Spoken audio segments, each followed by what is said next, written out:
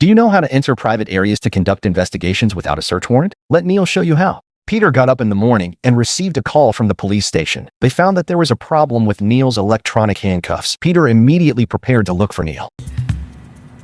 Caffrey is with me. Neal told Peter that he already knew the Dutchman's true identity. The greatest sorrow of all counterfeit criminals is that they cannot sign their works, but they will still leave their own traces in the counterfeit works. Neal discovered that the fake bond had CH printed on it, which was the mark of Curtis Hagen in the counterfeiting industry. Hagen happened to have a printing factory in the city, and it was very likely that he printed the fake bonds there. Peter and Neal immediately came to the address of the printing factory. There were thugs in front and behind, and the sound of printing machines came from the factory. It was obvious that this was where Hagen printed fake bonds. Neal asked Peter to call for support immediately, but after Peter answered the phone, he took Neal away. Peter returned to the FBI headquarters and told Neal that without solid evidence, they had no way to just go in and search. Then Peter gave Neal a very thick search regulations. After Neal returned home, he immediately began to look through the search regulations. Suddenly, Neal looked at the electronic anklets on his feet. Then he got up and took the landlord's car keys. Sure enough, not long after, the FBI agent told Peter that Neal had escaped the 2-mile restriction. At this time, Neal drove to the door of the printing factory. After getting out of the car, Neal immediately started taking pictures. The thugs from the printing factory immediately surrounded him. They not only snatched Neal's camera, but also took him directly into the printing factory. Neal was locked up in an office in the factory by the thugs, but Neal locked the door while the thugs were not paying attention. At this time, Hagen also came over. He immediately recognized Neal and threatened him with a gun to open the door, but Neal showed the electronic anklet on his ankle. The siren sounded outside. As the FBI broke in, everyone at the scene was controlled.